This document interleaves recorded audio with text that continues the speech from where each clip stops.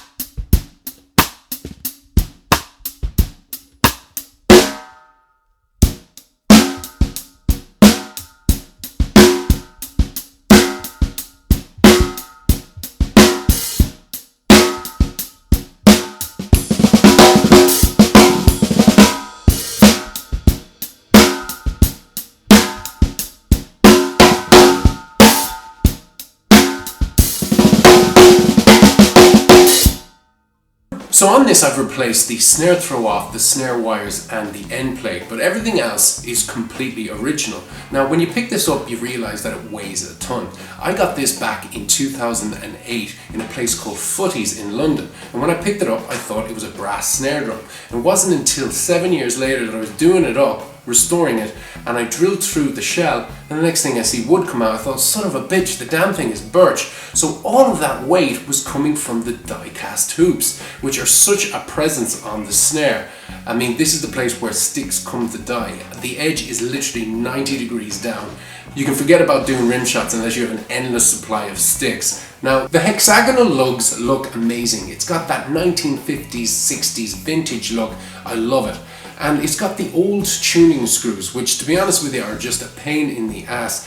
I'm thinking of actually replacing them all and putting in new ones. Let me know down in the comment section what you think. I don't think it's really going to change the sound, but I'd appreciate your opinion.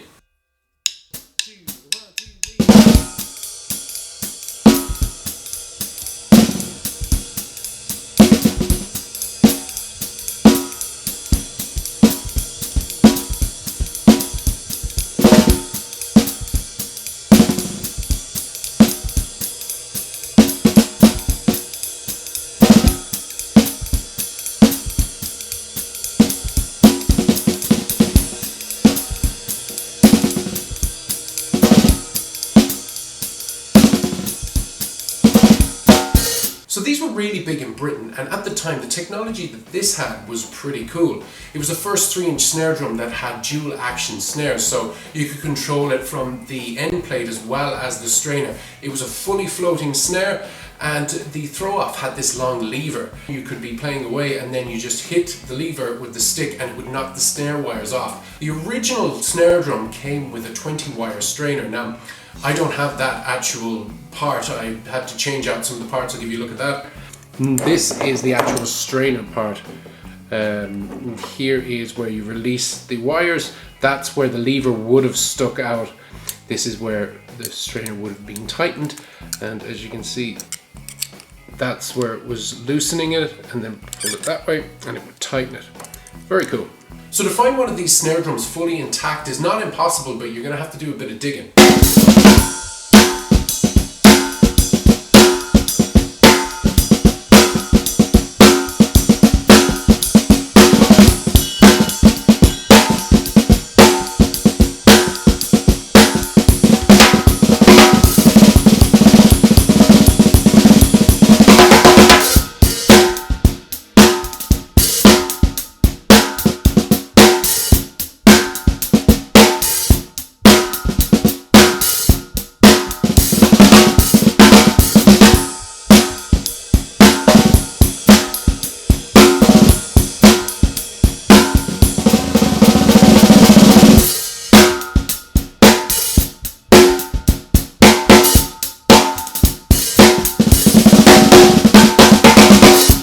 Okay, so the finish in these all came in plastic. Now, I'm not too sure what colour my one is. It looks champagne. Maybe it was just brass back in the day and it faded over time. But if we look at the ad again, you can see here that it says that it comes in white, black, silver glitter, or comes in black, blue, or pearl white. And I love looking at the price there. It says it's only £23. Now I wonder, like, was that expensive back in the day? Because this isn't a hugely known company. So I wonder, was the £23 expensive? Let's find out. Okay, Google, what is £23? Okay, Google, what is 1958 £23 worth today? According to Dollar Times, what was $23 in 1958 is equal to 2. It's pounds I want. According to Inflation Tool, value of 1958 British pounds today. The inflation rate in United Kingdom between 1958 and today has been 1,865.8%, which translates into a total increase of £1,865.80. So basically, this means that £100 in 1958 are equivalent to £1,965.8 in 2020. Alright, so £100 in 1958 equivalent to 1,965, let's just say 2,000. So let's quickly do the math. If £100 is worth £2,000 today, and it's 23 for the drum, so we'll narrow that down to 20. So 20 into 100 is 5. Okay, Google, what's 2,000 divided by 5? The answer is 400. So that'd be a £400 snare in about, maybe, kind of, if you can do it that way. You're talking about buying one of these today, restored in the way I have it. It's about €150, £150, $150, I would assume. If you want to buy it when it's not 100% restored, I got it for £80 back in 2008. Now, if you want to buy it completely restored with the original parts and stuff, I see it go for about £350 to £400. That's what I've seen on the internet. Anyway, guys, I hope you enjoyed this video. I hope it was informative. Tell me what you think of this snare and let me know what kind of vintage snares you have. Anyway, take it easy. Have a good one. Bye-bye. If you like what you've seen here today, you can see a lot more videos. Just click on any of them here on the screen.